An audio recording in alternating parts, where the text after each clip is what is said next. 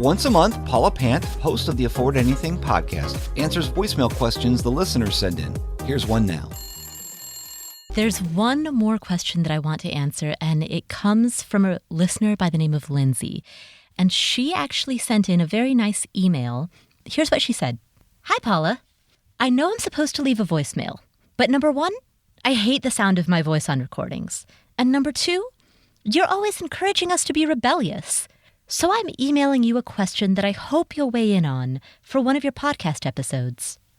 I'm focused on growing my wealth, saving 50% of my income, and I have my eye on the prize of financial freedom and early retirement.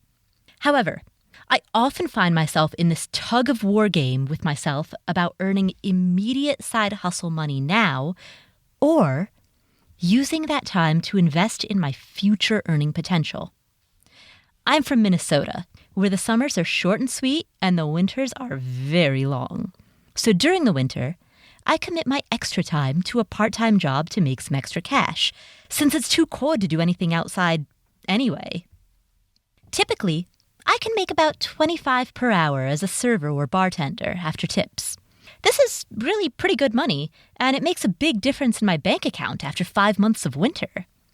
But where I keep getting hung up is, I feel like if I took the time I spent bartending and used it to work on investing in my future earning potential, such as starting my own business or earning an advanced degree, I could get away from this concept of selling my time for money, something you touch on frequently.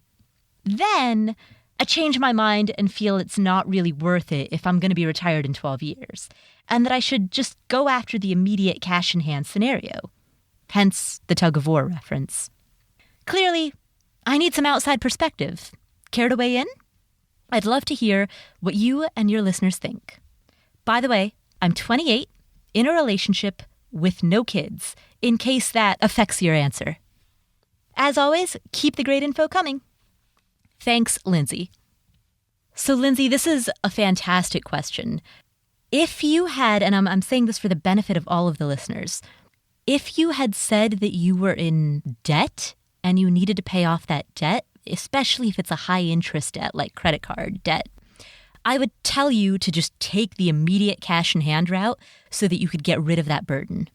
But since it sounds like you're not in any debt and you're earning money primarily for the sake of early retirement and building your assets and building your investments, I would go with the long-term route. And here's why. Yes, it's true that this winter you might make significantly less than $25 an hour as you start your own business. And so by the time the springtime comes around, you're going to be like, Paula gave me terrible advice. I could have had X amount of money and instead I merely have Y. But what you will have done is planted that initial seed that will grow to be ultimately larger than the amount of money that you could have made as a bartender. Let's put some actual numbers with this so that we can illustrate in a more mathematical sense what I'm talking about. You mentioned that you make about $25 an hour. I'm going to assume that you work, say, 10 hours a week, 4 weeks per month for 5 months. Really, that would end up being about 5.5 months, since a month isn't precisely 4 weeks long. But anyway, the point being, at the end of a 5-month, 5.5-month winter, you would end up having 25 times 10 times 4 times 5. You would end up having $5,000 in your pocket at the end of that winter. Let's say that this winter, instead of earning $5,000, you started building your own online business. And let's just say you break even. You've got a little bit of hosting costs, a little bit of this, a little bit of that, and you don't earn any money this winter. And by springtime, you're totally hating me and you think you just got the world's suckiest advice. Over the summer, you don't want to work that much on your business, so you do the bare minimum just to keep it going, but not to actually grow it. And so it continues to not earn very much money. But then the following winter, winter 2017, this project starts sprouting legs.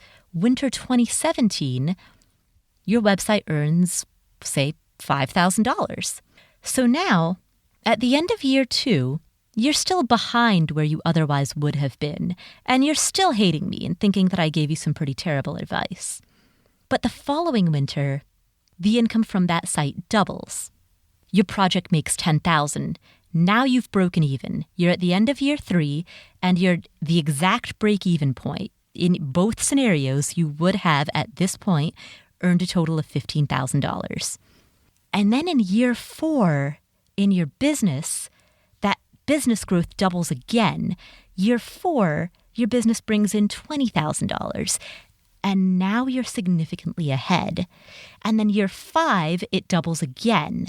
Year 6, it doubles again. Now you're significantly ahead. And since you mentioned in your email that you think that early retirement is still about 12 years away, 12 years is a long freaking time.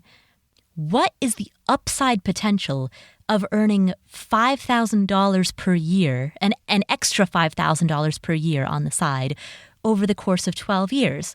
I mean, at max, at best, you'll make 5,000 times 12, which is $60,000. Plus, you'll put that into, say, an index fund and make another 7 or 8 or 9% on that. That's your upper limit of your potential.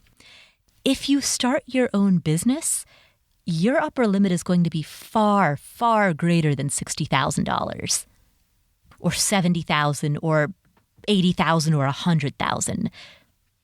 It's not going to happen right away, but over the course of 12 years, I mean, billionaires have been made in less time than 12 years. I'm not saying that you'll be a billionaire, but I am saying that you'll probably, if you run your business well, you've got a pretty solid chance of doing better than a 12-year earning cap of $60,000. Now, notice the example that I use is starting your own business.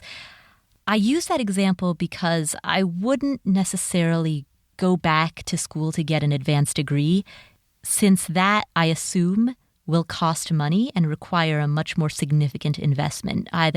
You'll either have to take out student loans or you'll have to dig deep into your savings for it. And so that investment might not be worth it, given that you clearly aren't passionate about a topic.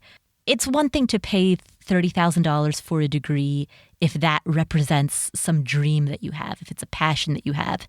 It's quite another to spend $30,000 on a degree that you don't really care about. So I wouldn't recommend making a heavy investment in your earning potential, and that advanced degree is a heavy financial investment. But starting your own business, something that you're bootstrapping and something that has relatively low startup operating costs, yeah, go for it. Over the course of 12 years, I think you can make much more than $60K doing that. Hey, did you enjoy this excerpt from the Afford Anything podcast? Then click to download our free ebook, Escape. You'll be taken to a page where you can enter your email for immediate access to everything you need to know about escaping the 9-to-5 grind to live life on your terms. And you can also subscribe with one simple click to get alerted when new videos are uploaded.